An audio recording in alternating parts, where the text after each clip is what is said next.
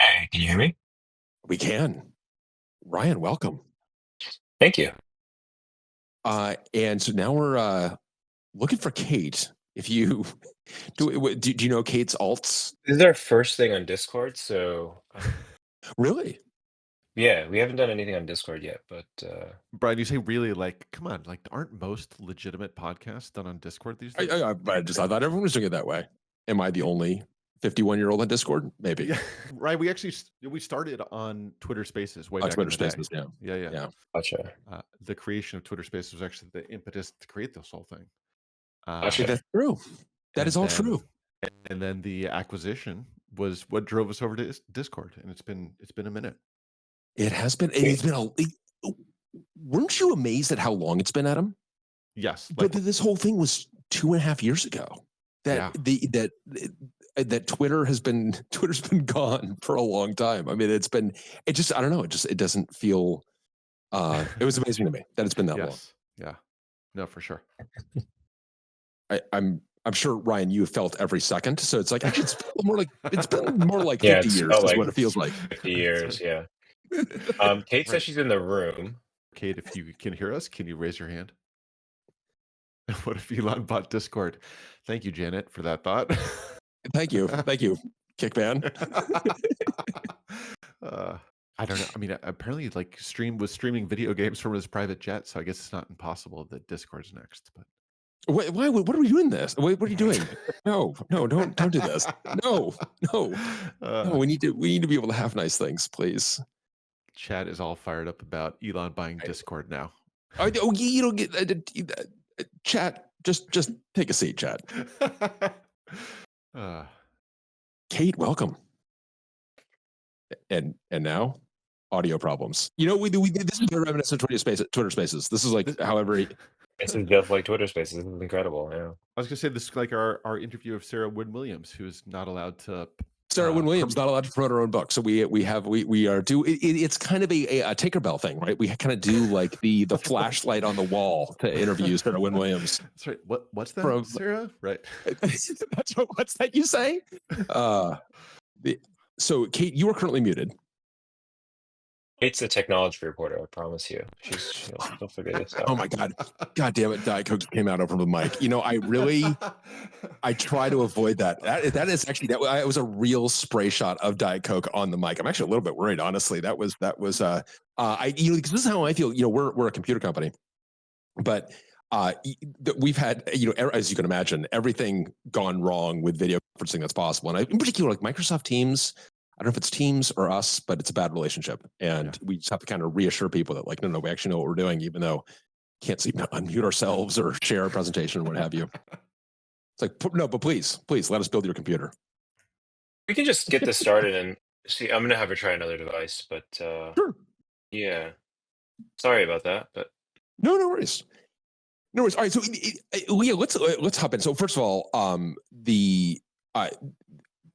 it is great to have you here. We are huge fans of this book. This is a great book. I love this book. And when it first came out, we are huge fans. And I just cannot thank you enough for joining us. Because I mean, the book is so good. And we're going to talk about like many of the different ways in which it is terrific, but it is extraordinarily well written. I just like to say, just to channel my own mother, and it is just a very well written book, and that's I think we should take time out to actually acknowledge that, because not every book is well written, unfortunately. But it is a very well written book. It is authoritative. It is so well sourced, and I mean, you just have written a terrific book, and then on top of it all, you've got an amazing title. The title is so good. So, I don't know if this is your experience, but everyone I've mentioned the title to, kind of, it's like pause, and they're like, "Oh, that's a great title." It's like just enough 1 + 1 that lets them figure out the two. So where did you guys come up with the title? Is that like something that comes from the publisher? Like, where did it come from? Where did it come from? Yeah, unfortunately, we can't claim credit for the title because I think Kate's trying to come in somehow, but it sounds horrible. The title, we were going to go with something completely different. Actually, we were very early on in the writing process, and we were like, we can't, we can't get started until we have an awesome title. And so Kate and I went on a walk soon after we sold the book and got started on the writing, and we came up with the name Hellsite, which we thought Oh, was very clever and was, an allusion to. Uh, the name that everyone has for Twitter when you stay on it for too long and you feel horrible after using it, also has the double entendre of, being a terrible place for Elon and kind of where he met his match. Um, and we told it to our agent and our editor, and they kind of looked at each other and were like, you guys don't worry about the title for now. And we were like kind of mad because yeah, we were but did you hear us? We came up with a very good title. I'm like, yes, yeah, and we just don't worry about the title right now. The title's not important right now. yeah. That's funny. So yeah, they kind of were just like, go back to the drawing board, or just kind of were very nice about it. And we were kind of just like, fuck you guys, this is great. But um and then, there was a slow progression from our editor to kind of come up with other titles. And he came up with Character Limit kind of on a whim. And yeah, and if at first we were like, I don't know how I feel about it. It seems too obvious. And then we kind of said it more and more, and we fell in love with it. And so, Will at Penguin, thanks for the title, but that's where that came from. It's a really good title. I think because I think it is actually like just enough work. I think Hellsite, I would be explaining that one to my mom. And Yeah, and then exactly. and then kind of like after you'd explain it, she'd be like, I don't know, I still don't get it. And versus, I think also the great thing about Character Limit, I obviously the double entendre there, it's like just enough work for the reader. And for someone who doesn't know anything about Twitter, it just feels like an innocuous title. And then it's like you just learn a little bit more about both Twitter and Elon. You're like, oh, okay. It's like I was telling Adam, it's kind of like a Monday crossword puzzle. It's not There you too go. hard, but Right. just enough work. Right. Made to be solved. Made to be solved. Yeah. What has been the reception been, by the way? I assume that we are not the only ones who think this is a great title. I think this is a Yeah, consensus. it's This is been good, and I think it's just that, we were trying to be too clever, and with books, you're trying to appeal to a wider audience. We were thinking probably our brains are too steeped in Twitter, and from using it for too long, but we were trying to be very clever and have an inside joke for the crew. But when you're working with a book, you want something to be a little more mass appeal, and I think Character Limit strikes that balance, of people that get it, and then people that can work their way towards getting it, and then also understand that it has a meaning to Twitter's founding and its purpose. And but overall, the book has been great. We loved how just how it's put together, the cover. I think contrasting with some of the other books that are out there about the acquisition, it's really clear that this is focused on Elon as well. yeah.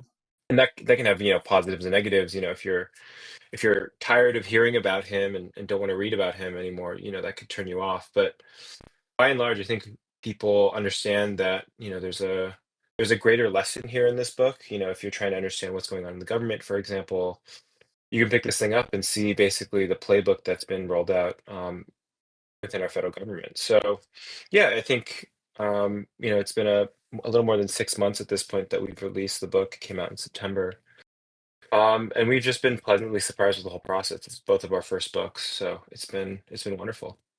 I was going to ask because I mean it's a labor of love. It just I really shows in the details. So take me back to when you decided to write a book because you both are reporters. You've been both covering Musk and Twitter for a lot, and at some point you cross a threshold where it's like, actually, this has got to be much longer form. We've got to go do a book. What was that deliberation like? Yeah. What was that moment?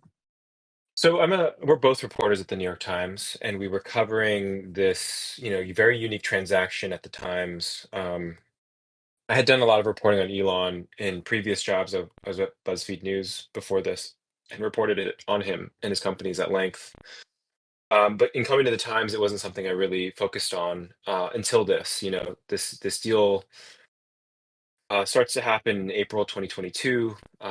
They kind of need more help reporting, and I jump on. Hmm. Kate is the Twitter beat reporter, and um, we kind of we married what we covered together. And we're just at some points writing 2 or 3 stories a day. When the deal finally closes in September um, 22, and then he takes over in October. We were sometimes writing 2 or 3 stories a day, and it was very chaotic and a lot of work. And we were talking to so many people that we were getting so much reporting that it just didn't I fit was just gonna into say. our stories. Yeah, Were you and we like, hey, kind of dude, can you give us a yeah, day off here? Could you actually could you just exactly. take maybe the chaos can take the weekend here, and I just need to breathe. I mean, we're at any point where you just like, oh my god, I we just because it just feels like it keeps coming. I mean, during that era, especially. Yeah. Yeah, I mean, that's the thing. I've been working weekends now with some of the Doge stuff now, and it's just with him, it's you go through these cycles where it's just constant work, given the amount of news that he generates. And so, at that time, we realized pretty soon after he bought the company, or took over the company, that I think we might have enough for a book here, because the details that we have are so crazy. In the New York Times, we can mention certain things in a sentence or two, maybe a paragraph if you're lucky. But with a book, you have this ability to really blow out these scenes and Yeah. show details and really dive into what it meant when he cut this service or fired these people or did this crazy action.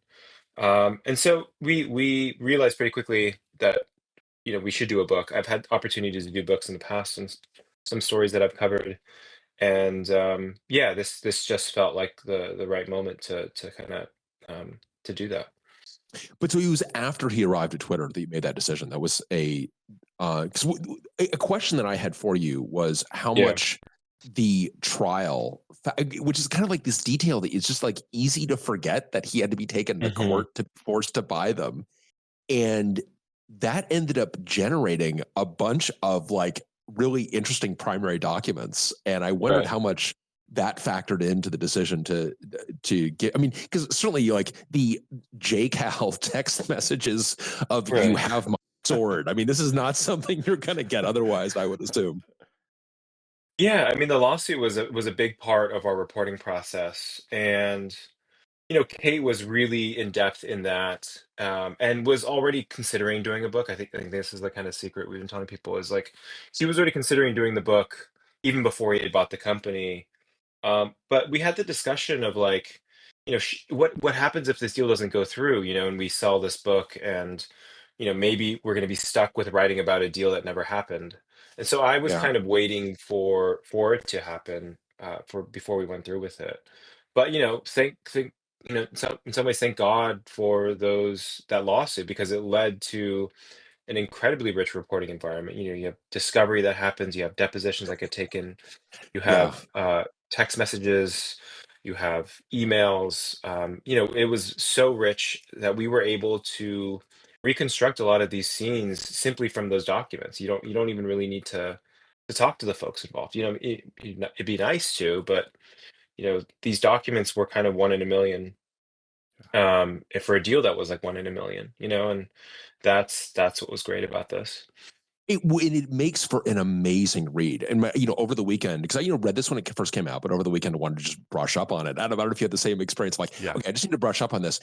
This book grips you so much that I've already read it, and I'm just trying to dip in to remind myself of things, and you just get locked into it because the detail is so terrific and so weird. These people there's so many weird cats in this thing. I You, mean, you mentioned the JCal stuff, where oh god, Calcanis is off doing his Kickstarter to get the last few millions or billions or whatever, and Elon texting him knock it off, and it is so The vivid. It's like special purpose I vehicles that don't he want to. tries to Oh my raise, god, which is Kate's here. yeah.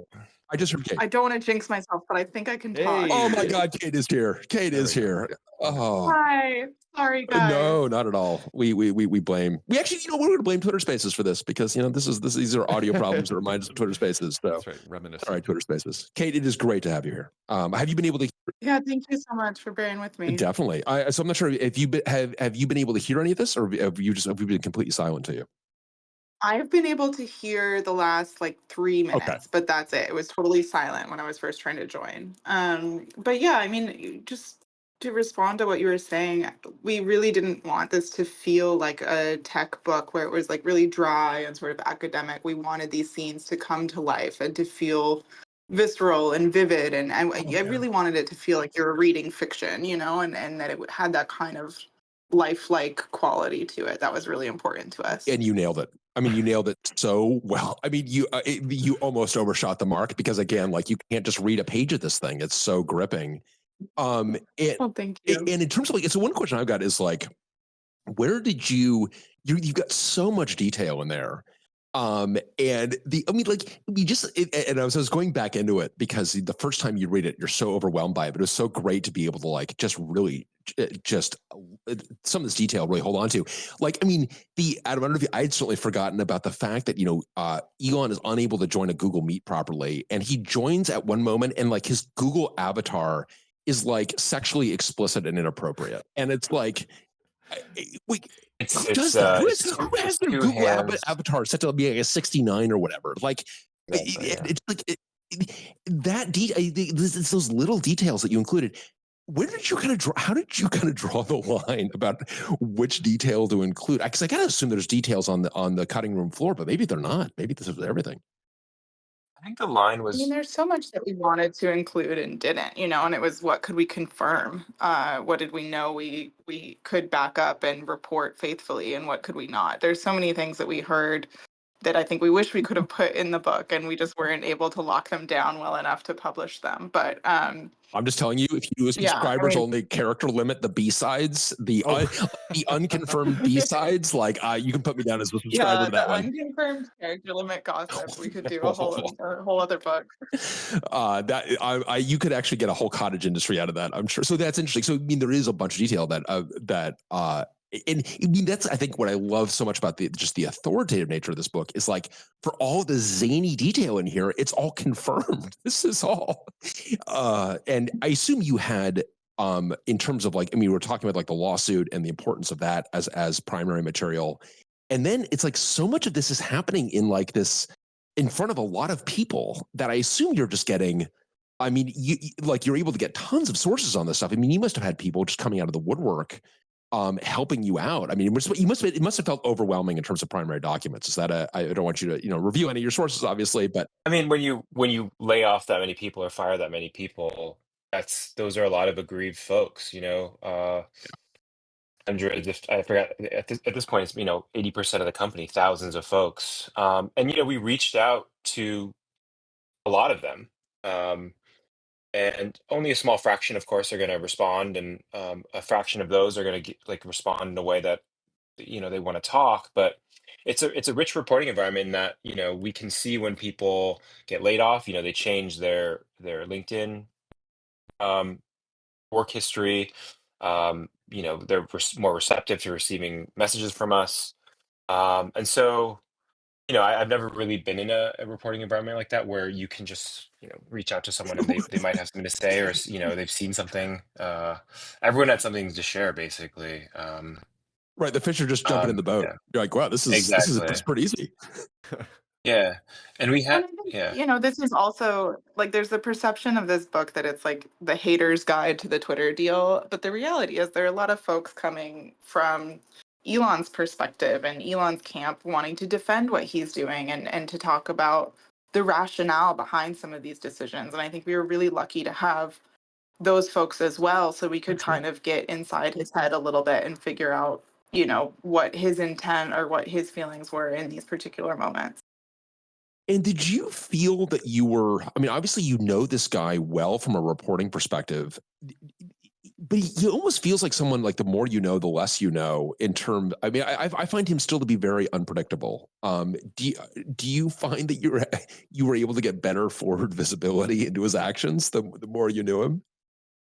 I mean, you start to see patterns for his actions, and some things, and as well as the things he says. They just become repetitive at this point. It's not like we could have predicted that he would have ended up in the federal government doing what he's doing now, but some of the same lines that he used at Twitter, he's using with Doge. I think of something Yeah. like when he says, like, I see, there's fraud everywhere. That's what he was saying when he was talking about bots at Twitter, and like trying to instill Twitter Blue and get that going. He meant to do it as a way of combating supposed fraud. And so that's what he's talking. He's, going after Social Security and trying to root out whatever billions of dollars he sees as in just payments, basically. So yeah, I guess when you spend that much time with him, you start to see these patterns, and it's kind of like the same dozen things that he says all the time when you really think about it. He is super predictable in Uh, that way. I mean, he references the same movies, he makes the same jokes, and then he has the same hyperfixations. We have like the ghost employees at Twitter, where he thought there were people on the payroll of the company that shouldn't have been there. And you kind of see him repeating that narrative now with Social Security and saying, oh, we have all these 120 something year olds on Social Security and we're sending them checks. Like, there's these same fixations that kind of run through his mind over and over again. the ghost description of the book, employees is yeah. crazy. Yeah, So crazy. You talk about this Crazy. it's kind of sounding like fiction. You guys gave a great interview with Kevin Russo like back in September, I think, where you described it as almost being past the point of credibility, but it is all real. Yeah, I mean, that was one of the craziest interviews that I had, I think, in reporting this process. I was speaking to someone and they said, we're doing an audit to look for ghost employees. And I thought I misheard them. I was just like, what? Like, what did you Like, just say? And made them repeat it 4 or 5 times because I was like, what are you talking about? I was like, I cannot be hearing this correctly. If you've ever employed anybody, like you have to have an I-9 when you employ someone. So if you have someone who is on your payroll who doesn't exist, crimes have been committed. I mean, there is Social Security fraud going. This is such an outlandish idea. And Kate Ryan, you should know that when I read that paragraph in particular, I yelped. I like verbally Yeah. exclaimed. And I mean, it's stunning to me that and it sounds like it was stunning to you as well to learn about. It actually, Oh, yeah. I mean, yeah, go ahead, I Ryan. was gonna say it comes from his fixation on the movie Office Space. The guy that there's the character who's put into the Really? basement that everyone forgets about. The stapler guy. yeah. And what's funny is if you look, he's had plenty of Office Space memes and posts in the last couple months as he's been at Doge.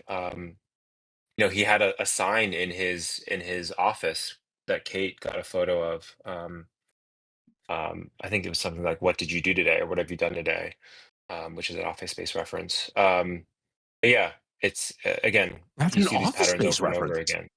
Yeah. Wow. I feel like I make feel like I make more than the median number of Office Space references. I didn't realize it was an Office Space reference because the what have you done this week? He also sends that to Parag Agrawal. I mean, Right. he's just like, okay, so this is actually, so we see a bunch of these same techniques that he, what have you done this week? And he kind of uses this at Twitter and sends, the fork in the road email. And if you don't reply to this email, you're fired, which makes no sense. And you outlined in the book this incident where it's like people don't know who's working there and who's not because like they didn't reply to the email because they were on paternity leave or whatever that means. And then he has applied these same techniques at Doge. Does he feel that they worked at Twitter? Is he? Yes. Huh. And that's the thing I find so fascinating about all of this. Ryan and I did this video for the Times a while ago where we were talking about the similarities between the takeover and Doge. And he actually reposted it and was like, yeah, this is the playbook. So He views it as a success and perhaps maybe his biggest success, which I think is so Wow. interesting for someone who's kind of like birthed out of the VC mindset, that he sees this big success in his only company that's arguably a financial failure, right? So there's something really interesting going on there that I can't quite figure out. That is wild, because I think so. We on the night that Musk took over, we did kind of an emergency episode, a spontaneous episode of Oxide Friends. We had Charity Majors on, and we kind of just forecasted into the future. And the thing that Adam, I don't know if you went back and re-listened. I re-listened to that and it was really interesting to re-listen to it, because we were obviously naive in so many ways and wondering, like, God, I wonder if they'll let the supervillains back on. And of course, like, they did all that. But the thing that I actually, going back and re-listening to it, and then obviously with the book, I think that when he took over Twitter, and I think like many people, assumed that he had some level of executive competence. And not just some level, like actual like excellence in it, right? Like, I think excellence. This is something you thought, like, okay, this is not going to be the gap, right? This is where he's going to bring some real discipline.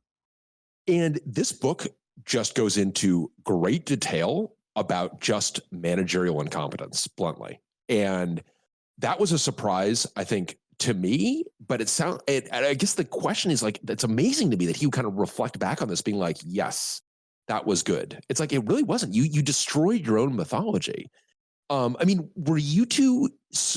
You knew him better going into the Twitter acquisition. Were you surprised? I mean, like the ghost employees and all this other nonsense. Were you surprised by the sheer level of incompetence that this exhibited?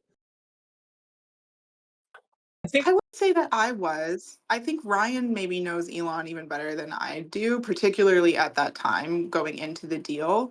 But I think I was as much caught up in the mythos of Elon as anyone else, thinking surely he's got a plan somewhere behind the scenes. And it was something that would come up in a lot of my interviews for this, where, I was asking people, well, what was the plan and what was he thinking? And, it was just every time, there is no plan. He's just kind of operating by instinct and sort of by sense of humor, what would be a funny outcome, and then doing that.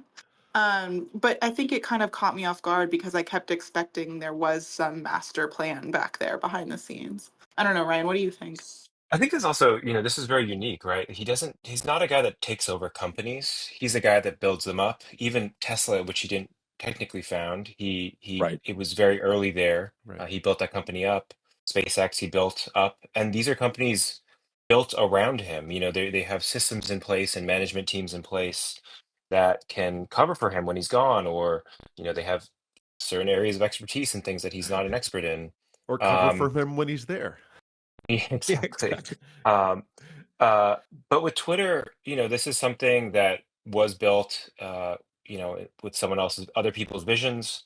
He came in with this kind of hubris that he could do it better, and he came in with this belief that a lot of the people there were evil. They disliked, they Wow. hated him, that they were part of this, woke contingency. Again, these are his own words. And he wanted to, slash and burn that. And so when you come in with that mentality as well as this kind of hubris, which, we see throughout the book, it led him down this path where he kind of just did things to be contrarian to Twitter. If they did something one way, he would go the other.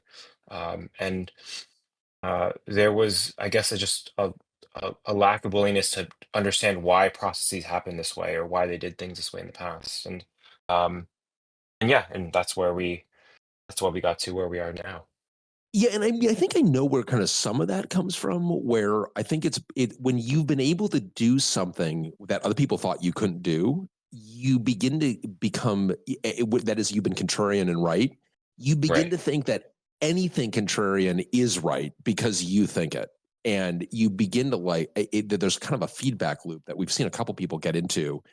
And I think that I think anything that's kind of in his id is tautologically correct. And then he seems to not have the circuitry to really follow up on, like, hey, by the way, like, you were wrong about that thing back there. Like, do you care? He doesn't, I Right. mean, he doesn't seem to be very reflective. Am I missing Well, something I mean, there? people have told him, you can't build a mass market electric car. You can't Right. build reusable rockets, and he's done both those things. And we before Twitter, we saw this with COVID. You know, he had this conclusion that he had come to with COVID. It wouldn't be as severe. We would be fine by April 2020. And he was wrong, you know, and I think he was like yelled at for being wrong, and he still like dug his heels in and, you know, believed he was right. And you know, you see that pattern play out with Twitter, that, you know, his way of doing things is the right way, and he's going to continue doing that. And so one incident that you mentioned, I think at the beginning of the book, is the cave rescue in Thailand and him being very wrong about this, where having this just ridiculous idea that he was going to bring submarines into this thing, and then ending up not reacting very well when and obviously kind of famously disparaging the actual the cave divers there. It feels like that because that's in what 2018, and it feels like that's the kind of the beginning of him being beginning to have a couple of prominent misses. Is that a fair read? I mean, is that you featured it in the book, so you obviously you must Sure. think that that's an important kind of incident in his history. Yeah, the year of 2018 is very interesting for the Elon history. You have the production hell where he goes through with Tesla. They're not able to manufacture enough Model 3s to meet these kind of very high water deadlines, you know, that he's made for himself and the expectation that he set. And so he's afraid Tesla's stock price will crater. So then he's sleeping on the factory. He's spending more time on Twitter. He's very alone. That's the same summer he tries to take Tesla private with the funding secured tweet and gets sued by the SEC. And he also tries to get involved with a number of like public service, you know, activities on Twitter. At one point, he said he was going to fix the water in Flint, if you remember that. Oh my God, no! Yeah, that's a throwback one. Yeah, if that's for the real Elon heads out That's a there. classic track. Yeah. Yeah. He never did, by the way. If surprise. Yeah, exactly. I find this surprising, but yeah. And then he says he's going to save these kids in Thailand. These kids that get trapped in a cave and build a submarine to get them out. And it doesn't. There's a lot of publicity around it, a lot of fanfare. He flies to Thailand, drops off the sub. It never gets used. And this guy, you know, goes on CNN and says basically Elon's, it was a publicity stunt. He should shove the submarine up his ass. You know, we never used it. Yada, yada, yada. And Elon gets so pissed off that he calls the guy naturally a pedo guy, which for whatever reason. And yeah, you start to see him become unraveled. He starts to unravel and unravel. And it's this kind of first public display of this sort of unbecomingness. I don't know if there's a word for it, but Well, I think we also wanted to highlight these moments, the cave diver moment, his run-in with the SEC, because these are the moments where Elon is learning that there are no consequences for what he says and does online. Yeah, interesting. And that those emboldening experiences are what lead him into the online persona that he's developed today. You know, he's sued for defamation in that case and he wins. He's fined by the SEC for the Tesla tweets. And, you know, it's, I he think, settles. a 20 million fine for him and a 20 million fine for Tesla. It's like a parking ticket for someone like him. And so I think these are really big eye-opener moments for him where he realizes that he's kind of free from the tethers of most consequences. That's a really interesting point. His lawyer in the pedo guy trial was Alex Spiro, who is now his personal lawyer, represents him throughout. You know, it was very influential in the Twitter deal. But yes, that was kind of the audition for Spiro. He goes in. Everyone thinks he's going to settle at some point, or he'll definitely lose his case. It was really interesting. I was in the courtroom, and he wins. You know, he goes through this very long process. He testifies. It's obviously very painful for someone like him to be embarrassed like that publicly. He ultimately wins the case, and I think there's a lot that stems from that moment. That's really interesting. And if folks haven't seen it, there is a absolutely superlative documentary, The Rescue, on which actually gave me, because I was kind of following that, from afar, not really paying super close attention to the actual mechanics of the rescue itself. The more you know about, though, how those folks were actually rescued and the absolute daring that they pulled off, anesthetizing these kids, and just extraordinary, you also like really appreciate just how totally out of line he was. It's like, and then to turn around to that, I mean, it's really galling. It's a galling incident, and it should have been something that really should have given him humility. But Kate, I think it's a very interesting point you're making, that it's actually teaching him the opposite lesson. It's actually not giving him humility. It's telling him there are no consequences for you. You can actually say whatever you want. Right. And I think that was really why we wanted to talk about those specific instances in the start of the book, because those are the formative moments for the character that he's displaying today and the character that he's displaying throughout the course of this deal, where he's saying, I'm going to buy this company, do it in 48 hours. So no, I'm not going to buy it. And I don't care if the law says I have to like, yes, I am going to buy it, and I'm going to get rid of all the content moderation rules, and to hell with the EU. It doesn't matter that I have to have content moderation rules. All of these decisions stem, I think, from these lessons that he's learning in 2018. Yeah, wow. And I mean, it is just remarkable how, I mean, you mentioned the diligence. I mean, it is like hilarious that he does no due diligence on the deal, basically. And then he asks for all of these things that would have been part of that diligence. I mean, you must have been laughing as you're writing about this. I mean, were there things that I mean, there must have been so much that was so surprising to you. But were there some things that you heard that like, this has to be fiction? I guess you mentioned this a bit with the Ghost Employees, but you must have heard these things like, this can't be right. And then you go to investigate, you're like, oh my God, this actually is right. But the due diligence seems like it's one of those. Yeah, exactly. People involved with the deal were just scratching their heads. These are folks that have worked on these deals throughout their whole careers for decades. And these deals take months, if not years. You're negotiating over price, or you're looking at the books, or you're trying to understand certain details behind the scenes. And he saw it, and he basically he got no non-public information. He went off of what Twitter files in its 10Ks and financial filings with the SEC. There was no looking under the hood at all. And I wouldn't buy a car under those standards, like or a home or anything. And he bought a $44 billion company with that expectation. So yeah, it was shocking for a lot of people involved. And I don't know if there's ever been a deal quite like that. Well, and especially because then forcing performance, right? I mean, how often has performance been forced on a deal? I feel that's happened rarely, if ever. In terms of why he settled, I assume it was becoming clear to him that not only was he going to lose, but there was going to be yet more discovery. Do you have any, I mean, you don't talk about that too much in the book, but any insight into why he settled? We don't talk about it a ton in the book, but I think that the timing of the settlement is important there.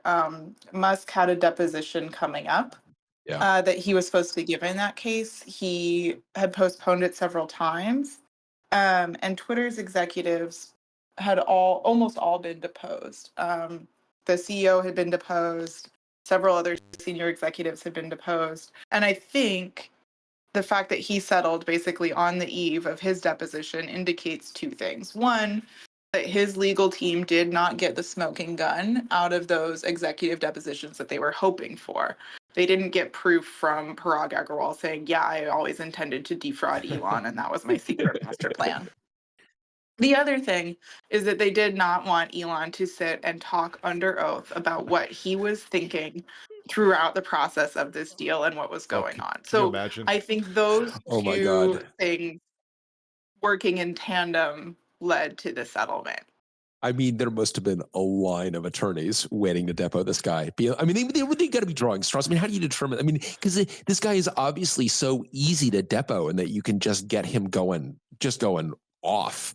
I mean, Well, and I was just reading another deposition that he gave in another court case the other day, and it's with Alex Spiro as his lawyer. And over again throughout that deposition, Spiro says, oh, I don't want him to answer that question. He's not going to answer it. And then Elon proceeds to answer it anyway.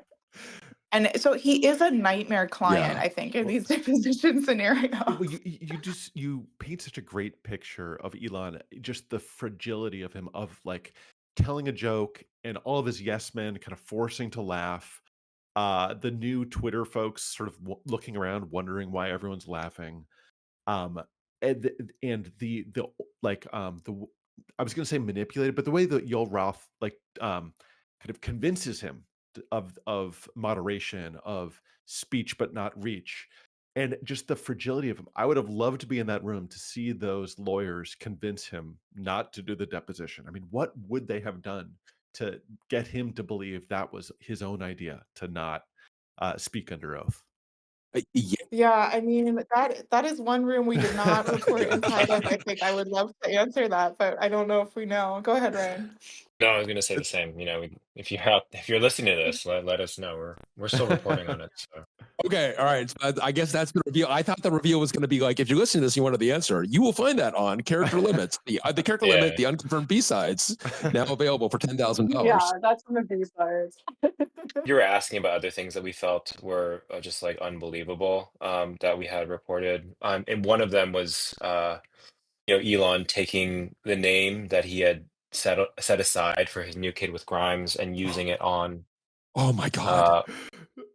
One of the kids from his other baby mama, Siobhan Zillis, So bonkers. without telling Grimes. So that was also on the list of things. I mean, talk about a social situation that, let's face it, most of us just don't find ourselves in. Like, most of us don't even know the protocol speak for yourself. of what. Yeah. That's right. It's right. What does Miss Manners say? Right. What does Miss Manners say, dear Abby? What is the protocol here? Yeah, that must have been. It's just, again, unhinged. So then we get to one thing I definitely, I want to talk about, obviously, about Doge, because we're seeing so many echoes. You already mentioned it with kind of like the ghost employees and the fork in the road email.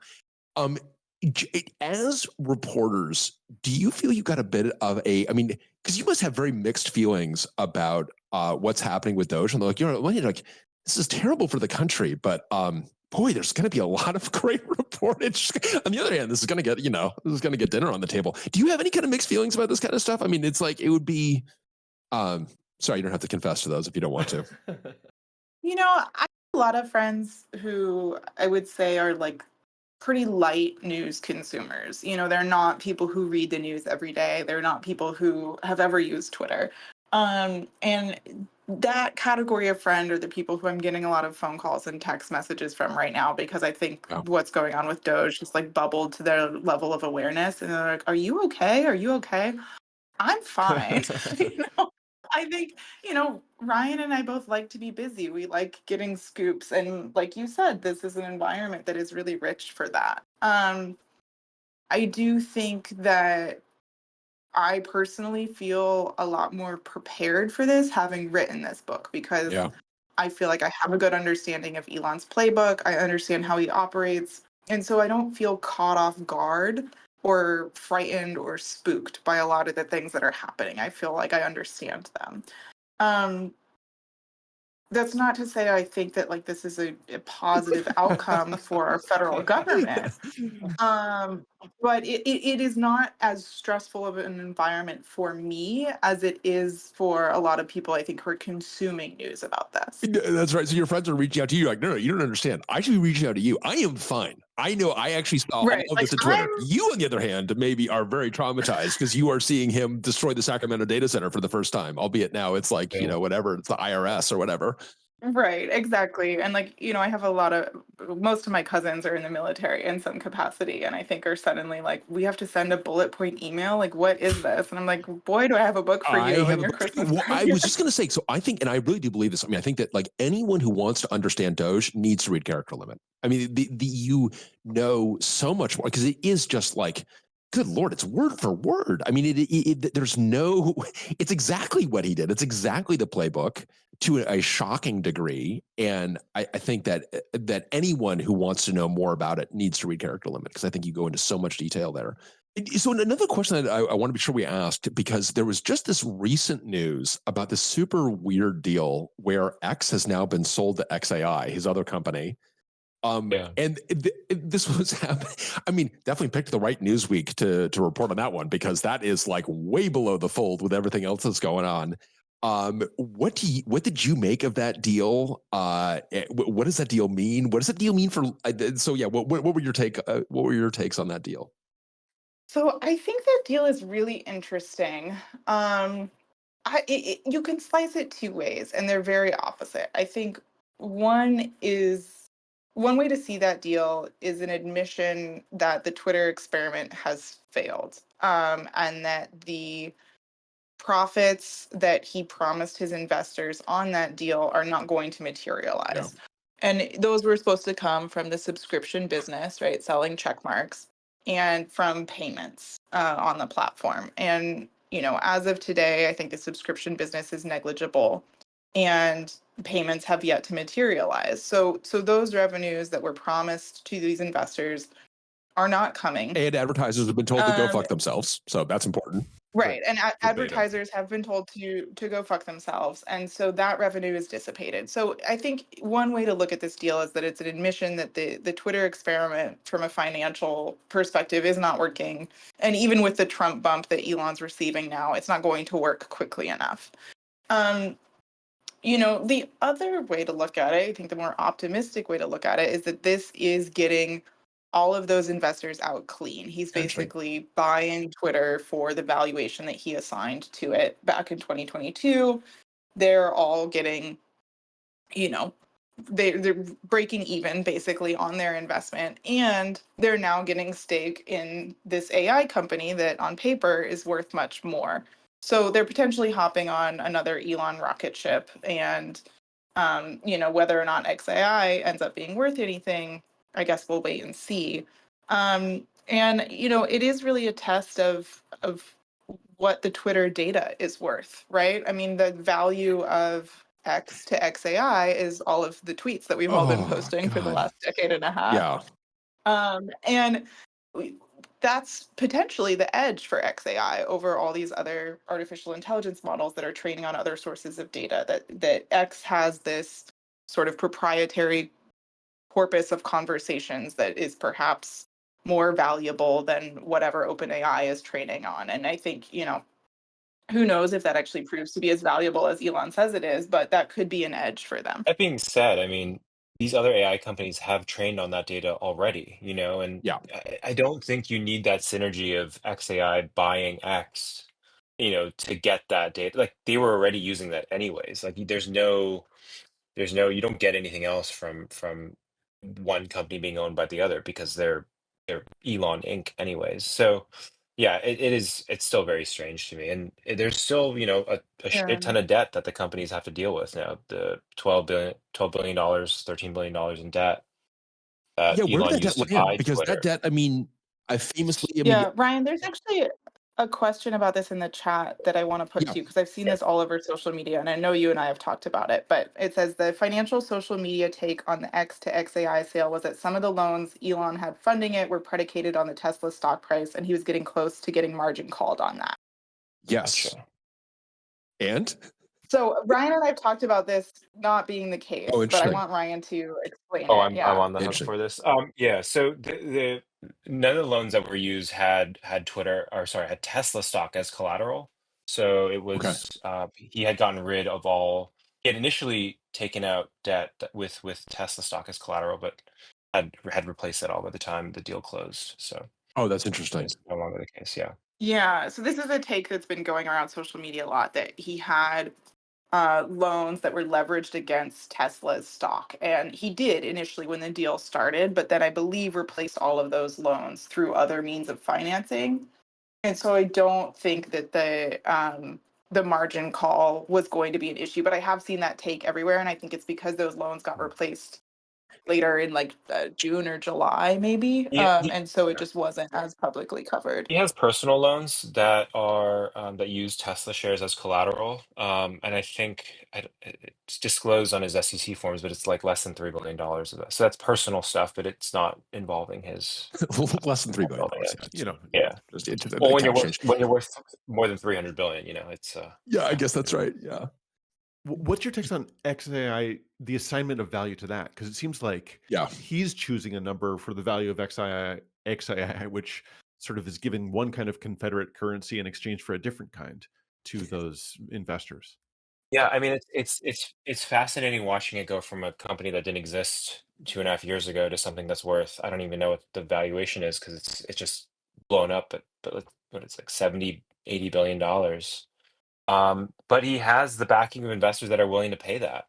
Yeah. And I think it just speaks to this theme throughout the book that he is in some ways too big to fail. Everyone is that Mm, matters to him is rooting for. He has the backing of Sequoia Capital and Gulf State investors and Andreessen Horowitz, and they're willing just to throw money, you know, piles of money and piles of money after him, chasing his next win because he is more powerful than ever. He's in the White House at this point.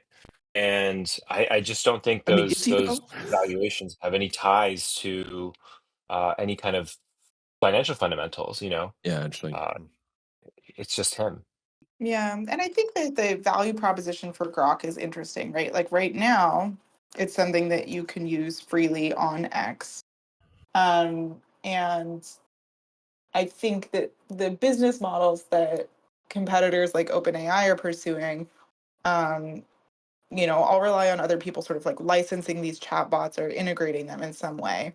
And I don't know. I mean, I think it comes back to the question of like, is that all that Twitter data valuable? Does that make for a better chatbot than what OpenAI has? And does it make such a better product that it outweighs the risks of, allowing the employees at your business to type into a chatbot that's owned by Elon Musk and feed your corporate data into there?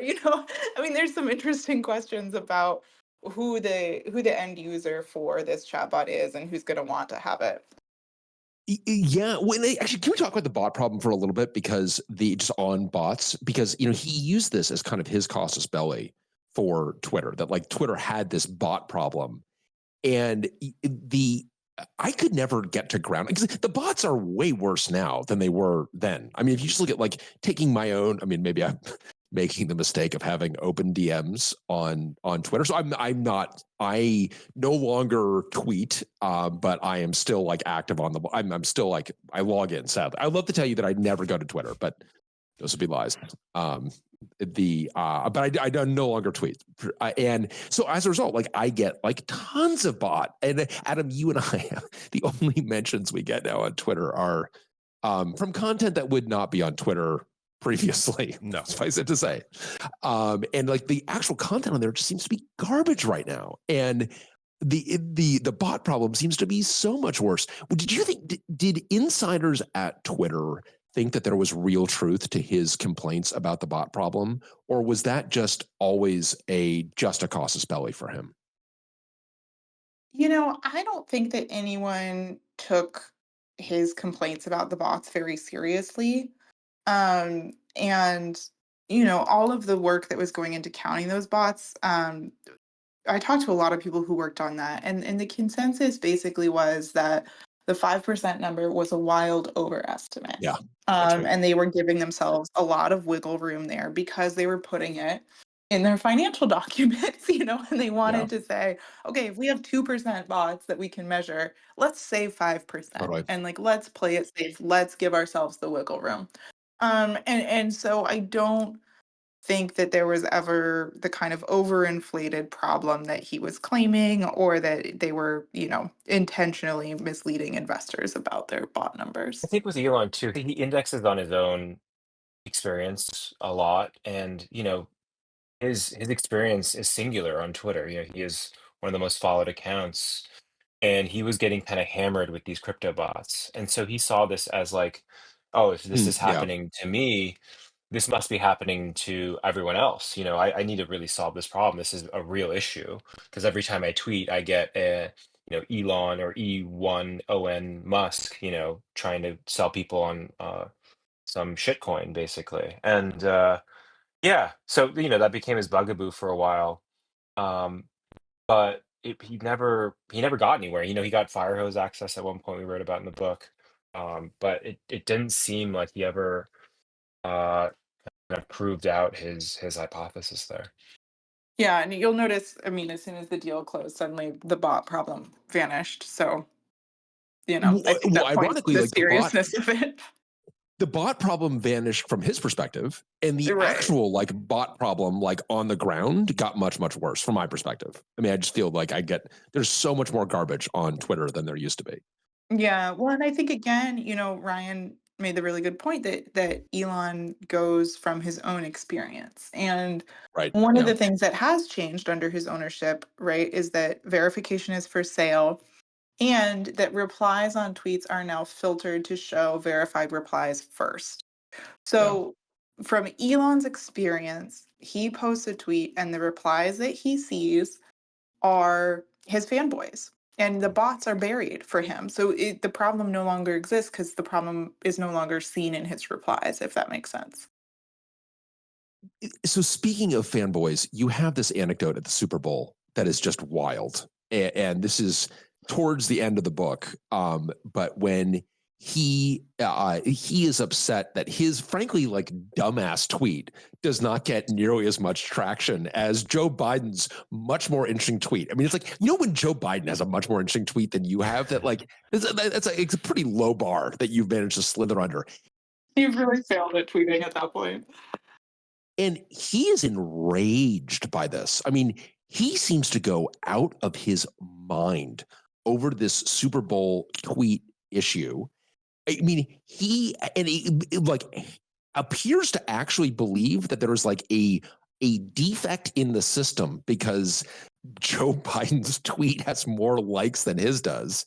And the explanation of like, well, maybe your tweet is just like dumb and not as good is one that is not compelling to him. Like he fires someone over that. He fired an engineer. Yeah. Yeah, this is a great scene where the engineer, you describe an engineer just very cut and dry, like, well, maybe it's not as good of a tweet, and it's like, you're fired. He starts screaming. Amazing. And then I love that he says that, I believe Musk says that you quote him in the book anyway, saying, I don't know if this is incompetence or sabotage. Were you laughing to yourself as you wrote that quote? You must have been like, man, you are right. Like we humanity don't know if this whole thing is incompetence or sabotage, pal. Like you are that, like that question is much bigger than you might realize. I mean, there's a great irony there. I think to understand Elon is to understand that he is incredibly paranoid. One of his favorite quotes is the Andy Grove saying, only the paranoid survive. And he repeats this. He's repeated it throughout his life. He repeats it to his family members, his life partners, his own company, people that work for him. And paranoia is like a trait that has got him through a lot of things. But in some cases, taken to like the nth degree, it's like he gets into like really weird situations. There was a SpaceX launch once where he believed that it exploded, and he believed that snipers from a rival company were firing at the rockets, which I think we mentioned in the book. But like, that's the level of paranoia we're dealing with here. So when it came to like his tweet not getting enough engagement, he was like, is someone backstabbing me at the company? We really need to do a fact-finding mission. So he flies home from the Super Bowl and they do this 48-hour investigation into why his tweets are getting lower engagement, to the point where they write specific code to boost him up again. Yeah. So they something very regrettable happens from his perspective, in that they end up making they end up special coding him effectively to promote his tweets. And then it's like there was a moment when I logged into the app and it was just Elon tweets. That's all I saw, which must have been during that episode. Yes, that was really funny because it was like the For You feed was all Elon tweets, and then I saw one or two that were his mom's. Oh God, they're just so good. Their tweets were that good. That's why they needed to be. Yeah, they're like, she's got some bangers, I guess. And this is one. I mean, there are a couple of these moments where he actually does go too far and corrects, and that's obviously one of them.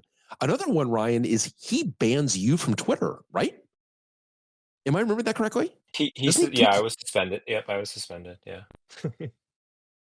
So when was that? I mean, because that is I mean, when you are a free speech advocate who has just suspended a journalist from Twitter. I mean, like, just Look inward. So it wasn't just me. It was around the time he banned the Elon Jet account, and he had a That's right. long Yeah. history with that account. You know, it's the one that tracks the whereabouts of his private plane. And when he buys the company, he's like, I am so pro free speech. I'm going to let this account that tracks my whereabouts continue to exist. And everyone's like, okay, whatever, dude. And uh, so he, on a whim, one day decides to ban it. And reporters, including myself, decide to report on why this account has disappeared. And so, in the process of reporting, you know, its disappearance and what happened there, I myself, along with I think half a dozen other journalists, get banned in the process, which you know was an Wow. interesting experience. And I was off the platform for about 3 months. They were requiring me to It was the delete. best. The best Wow. part of my Twitter experience was when Ryan was Yeah, banned for three they months. loved it. He really thrived during that period. Yeah, I really Um, thrived in those days.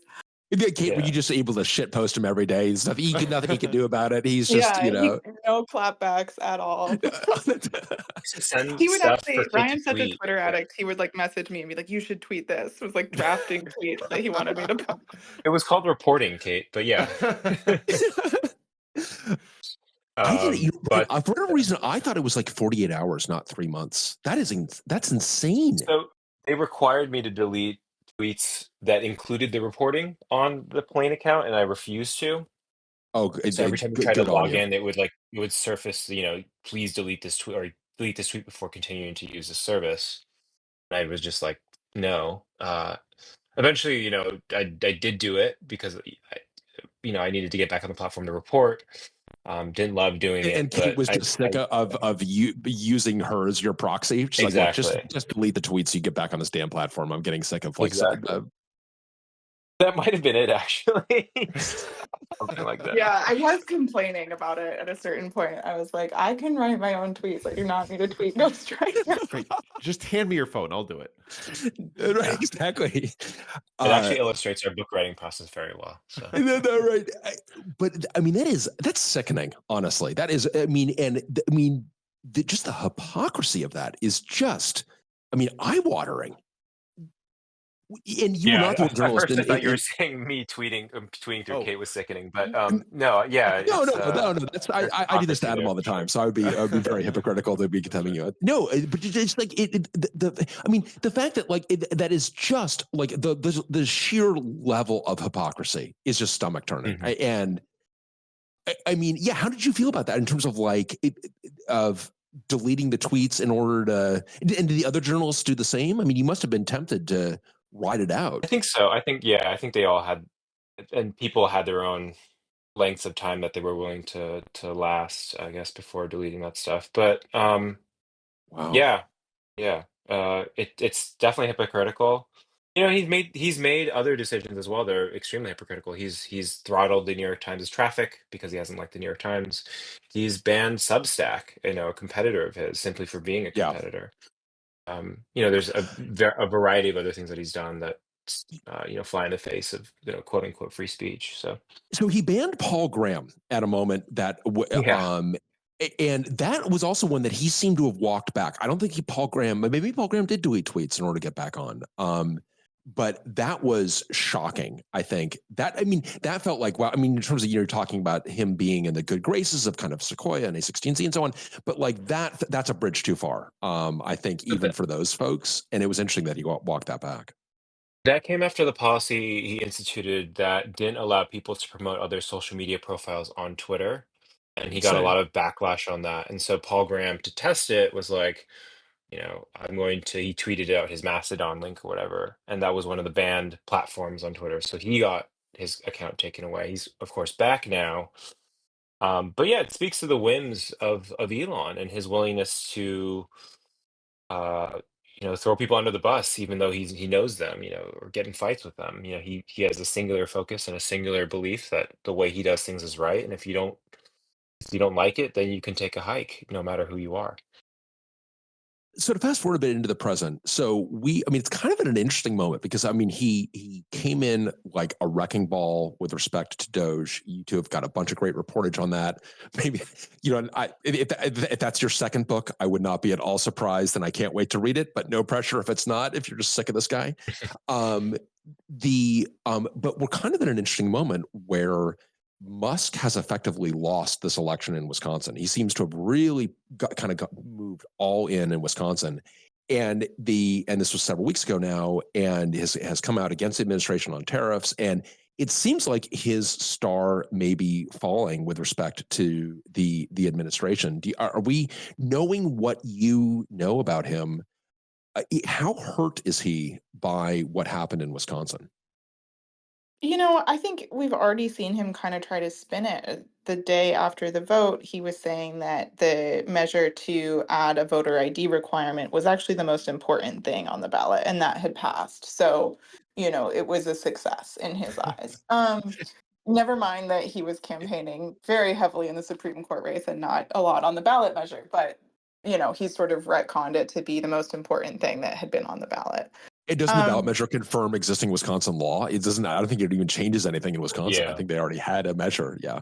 Yeah. So, he sort of moved on. But I think, he's at this very complicated point right now within the Republican Party where he is the biggest funder, perhaps. And, that's very useful for them to have. At the same time, he's really willing to touch a lot of third rails that a lot of Republicans don't want to touch, like Social Security. And so I think a lot of people in the party are weighing whether he's too big of a liability for them to bear or whether it's worth it.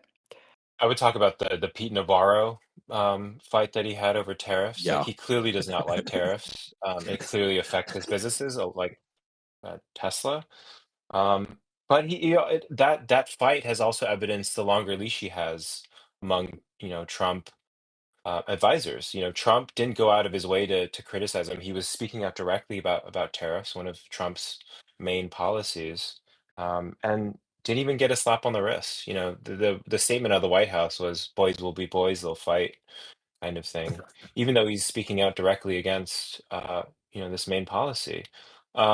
That being said, I think it speaks to uh, he's on a shorter time frame. He's supposed to be out of the government within a couple months, if not a month. By May, I think. So I think he's starting to transition out of this Doge role. But you never know. There could be I could say that, and he could be back in full force in a couple months too. So.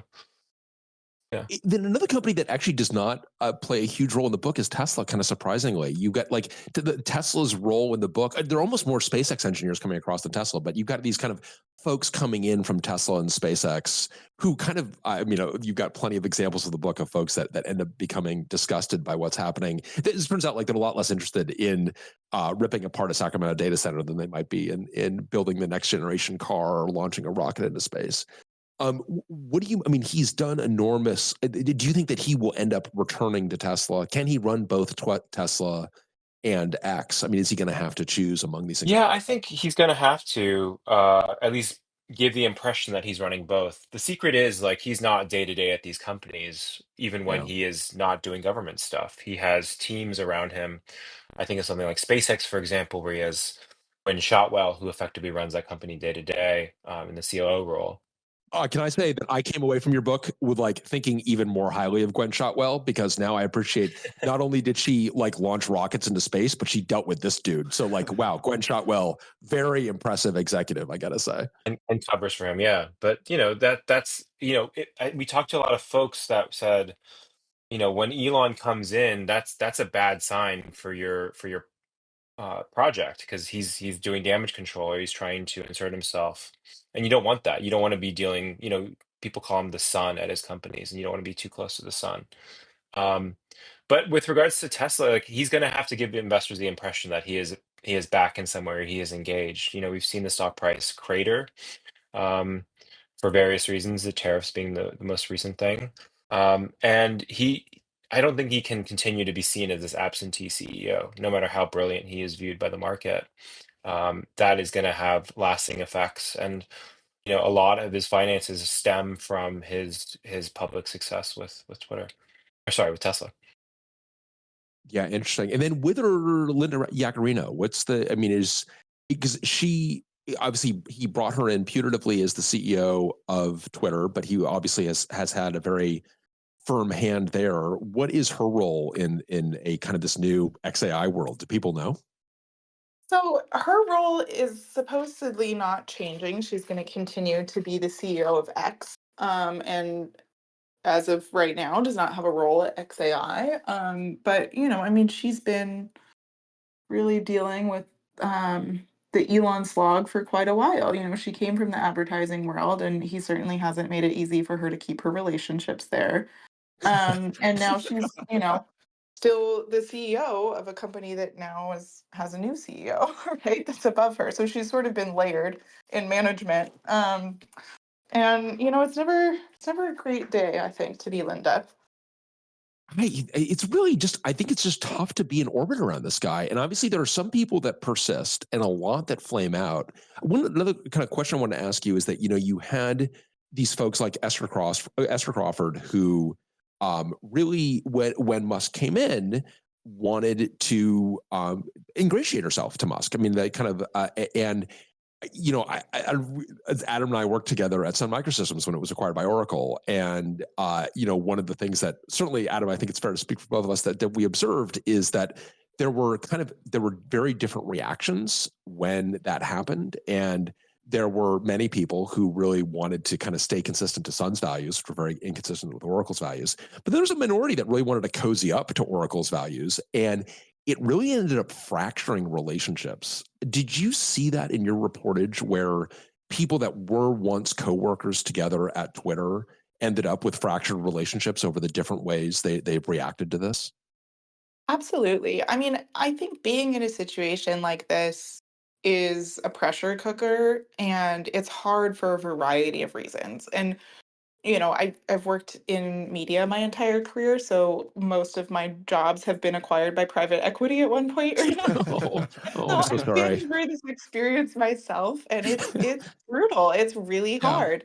Um, and I think that Elon is just sort of a magnifier and an intensifier of that experience. And I think that was one of kind of the sad and difficult things Yeah. to see in this reporting process. It's the people who were close and did have these kind of tight knit relationships who, fell out with each other or, felt betrayed by each other. Yeah. It's also really interesting, kind of on the flip side of that, to see the people in the company who I thought were more kind of like corporate shills and who sort of would go along with the Elon program, who went out of their way to protect people and to try to like save people from layoffs, to move people who are on visas onto non-layoff lists. And really kind of stuck their necks out to protect people. Those sometimes were not the people I expected to behave like that. So it was really interesting to see the variety of different ways people responded to the unique pressure and pain that they were under in this situation. On the flip side, there were other folks as well. I mean, chaos is a lot. There was a guy, for example, who was roasted pretty openly because his Slacks got publicized, who was talking about, maybe we should bring these people back for a temporary period and then fire them again. That's right. Right. Well, I'm forgetting his name, but what is his name? He was definitely the main character Luke for a day. something, I think. yeah, that's right. That's right. Yeah, So Yeah, you he was don't the talk main about that incident in the character. book, but I definitely remember it happening.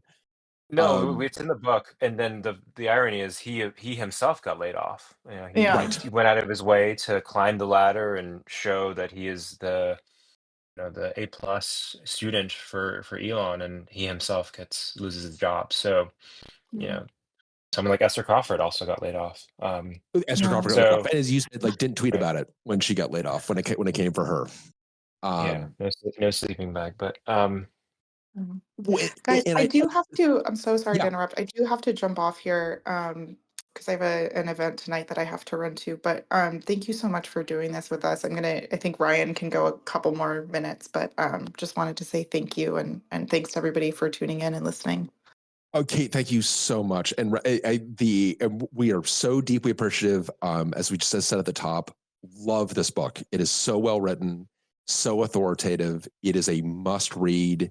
It is more current than any of us could have possibly imagined. It is tragically current. Us too. We did not imagine this when we set out to do this. Exactly. I would love to say that this book is great history, but unfortunately, it is more than just great history. It is it is a gripping read, and I think you two have done a terrific service to us all. I think that all your many sources did a terrific service. I think one of the things that we got wrong, Adam, in our prediction is like I was predicting that there would be disgruntled Twitter folks that would kind of sabotage the infrastructure, and I think actually people channeled that towards a much more productive outlet of letting journalists know, and you two in particular, what was happening inside so you could report on it. And this really stands as, there's so many lessons in this. I wish it weren't quite such a roadmap to the future of the Republic, but it appears to be. But again, it's a superlative book, and we just cannot thank you enough for writing it, and then especially for joining us here. Really, really appreciate it. Thank you. See you, Kate. I'll send you those tweets for you to tweet out later. Exactly. And Ryan, we don't need to keep you much longer. We really, again, really appreciate it. And I guess the one question I did want to ask that I didn't get a chance to ask while Kate was here. A challenge of this must have been like, when do we like stop reporting, and like where does the book end exactly? Because it's such a like chaotic madhouse and doesn't seem to be stopping. How did you figure out like where you needed to like stitch it up and actually get this thing done? I would say that was our biggest challenge. So this was our first book. As I said earlier, when you go into something like this, you don't, the thing hadn't ended yet, but our editor was like, "You'll know when you know," and he kept saying this, "You'll know when you know. There's something will happen, and you'll be happy, and this is where you." And I've read plenty of nonfiction books where the ending is not satisfying, and maybe some people get that with our ending. Um, but at some point we were on contract to do 90,000 words, which in book world is about 300 pages. We wrote so much that we ended up having 190,000 words, and so we had to cut and cut and cut, and we still didn't have an ending. This was like 75% done. We still didn't know where to end this thing. But we saw him slowly embrace Trump, and obviously we saw his rightward shift. He goes for DeSantis, and we were like, is this DeSantis Twitter space that he's hosting? Is this the end point? And our editor encouraged us to go a little further. And then I was part of a reporting team with Jonathan Swan and Maggie Haberman, who reported the first meeting that Elon had with Donald Trump. This very quiet breakfast meeting in Florida, in Palm Beach, that he had with a bunch of other Republican donors. And I wrote that story for the Times. I was off book leave. I was already back, and I turned to Kate and was like, "I think this might be the moment. This is kind of the completion of this metamorphosis. He's meeting with Donald Trump, and he's going to go that way." Like I was kind of convinced at that point. This was back in March of 24. He hadn't endorsed him. That endorsement wouldn't come until July. And so we rewrote the book with that ending, that meeting being the ending. And I think that was the right way to end it. Like, of course, we could have written all the way to July. We also had to turn the book in at some point so it could go to the printers. Exactly. Like, we didn't, that was also on our consideration, but like, everyone knows what happens after that. We don't need to tell it, we're living it right now. So we just give people that endpoint, and you can extrapolate from there. What happens. And so I'm actually very happy with that. It saved us a lot of work. It saved us to having to be like, and this happened, and this happened, and oh, by the way, this happened. And I think we're going to update the conclusion for the paperback version that comes out hopefully next year. But by and large, we're pretty happy with where we picked, which is March 2024. Well, you picked kind of a great spot because, it is such a, thank God you didn't wait until the end of the election, because you've been like, oh my God, I got to write this book. I've already got an editing. Like, this book is now going to double in length, because I think there's another book waiting to be written. I guess a question that I've got and this may seem like a naive question, but I actually earnestly feel that I don't know this answer for myself. To what degree do you think that Twitter impacted the election? I mean, because it's kind of consensus that like, oh, like, this is a genius deal by Musk because he buys Twitter and then he hands the election to Trump. And I'm like, I don't know if that's right. I don't know. I think it was influential. I've seen the kind of theory that he bought Twitter to elevate Trump and put Trump in the White House. Um, I would push back on that pretty heavily, Yeah. especially if you know how it played out and who he supported initially. It was kind Yeah, of bumbled right. into this Right. endorsement of Donald Trump, similarly how he bumbled into buying Twitter. There was no 3D Right. chess here. It's very And hard to like play the botched DeSantis Twitter space as somehow a step on this master plan to put Trump in the White House. I'm like, wait, then walk me through that one. Exactly. We look like idiots, check, and then like you move on to the next Right, thing. right. But like, it's odd. He has this very like Walter Mitty quality of like bumbling into things and them turning out like to be very like the right move, I guess. And I guess when you're that powerful and that wealthy, you can do that. You can make these mistakes and turn them into great wins. You can buy a company and suffer these huge losses in valuation, but then I'd be able to spin out another company out of it, focused on XAI on AI that has a valuation way more than what you raise, and it's this very odd quality that he has that I've never really seen with anyone else. Walter Isaacson kind of bumbles across the path of the book. What did you make of the because he's a biographer that has kind of inserted himself in the story a bit. Were you kind of surprised the degree to which he was the role that he was playing? Yes and no. Obviously, we were well aware of his book when we were doing ours, and Elon didn't talk to us for our book and gave Walter, I think, like 2 years of access or something like that. And his book came out before ours, so it was something that really concerned us initially. And when it came out, we like really dove deep into it and to see what he had on, was he going to just scoop us on our whole book? And Was he luckily gonna he scoop us? didn't. Yeah. Oh, phew. Oh, Um, thank God. It's a hagiography. Thank God. yeah. And I think with regards to the Isaacson stuff, like you have to understand, like he goes into these books, with these great man theory, like what drives Yeah. these great men and sometimes women to do the things that they do, and he finds justifications for them. But ultimately, the moral is, they've done these amazing things, and there's things we can learn from them. We saw that. I thought the Steve Jobs book was really good, and we saw that with the Jobs book. And he tried to do the same with Musk, except Musk was living, so I think he had a few more concessions to him. Um, in our reporting, we found out that he became a character. He was advising Elon on business decisions, specifically around Twitter Blue. And that's just like a place that I don't really want to be as a journalist if my subject is asking me for advice, and Totally. and I thought that was really weird and also very telling. And then he has this moment with Esther Crawford where he tells her, like, you're going to be important. I can tell. It's like, wait, aren't you the biographer? Like, what are you doing here? Just like, just kind of shocking. I think it also speaks to the quality that Elon has around him, that people get drawn into his orbit and they want to impress him, or they want to be close to him, and or provide him advice or their guidance. And it happened with his biographer.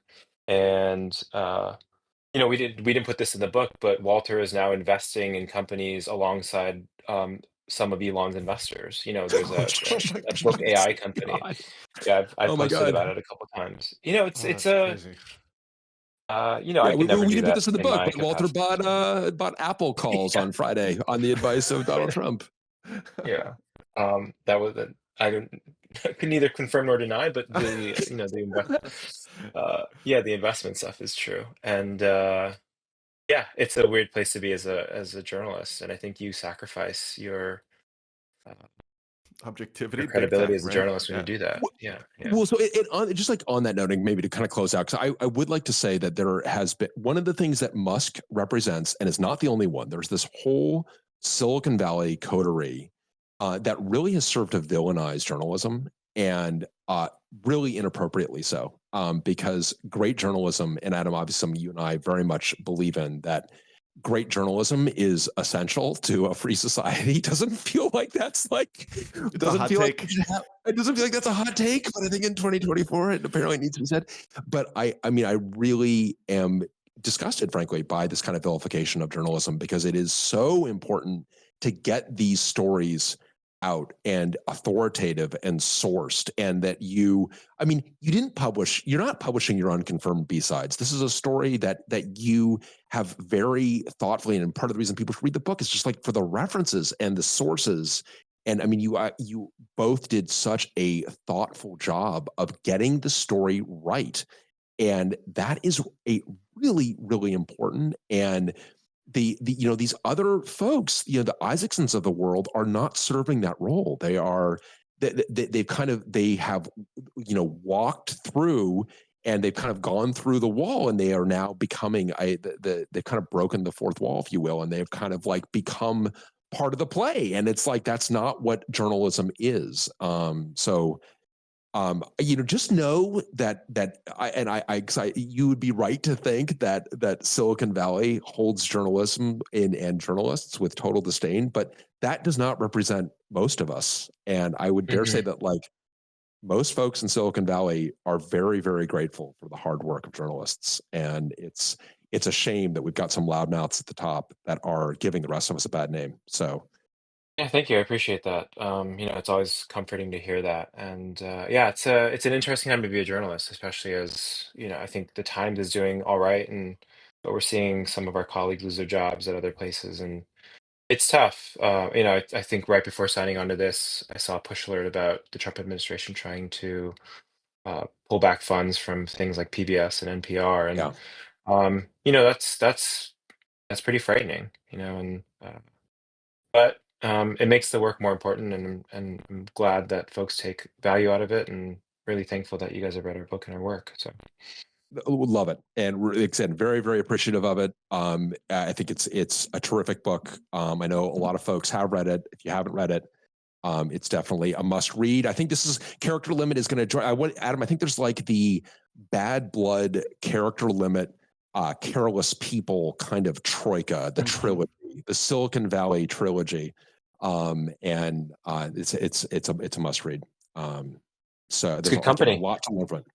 Yeah. It's good. Well, it's good. Well, it's good company. Yeah, it's good company from a journalism perspective. It's a pretty terrible company from a subject perspective. But Ryan, thank you so much for joining us. And thank you, Kate, in absentia as well. But really, thanks again. Really appreciate it. And now I've got to get Morris Chang somehow on this podcast, and I don't know how to do it. So No, thanks everyone, and thanks everyone for listening. If you want to reach out to me, I'm on Blue Sky, or just ryan.mac@nytimes.com. So awesome. All right. Thank you, everyone, and see you next time.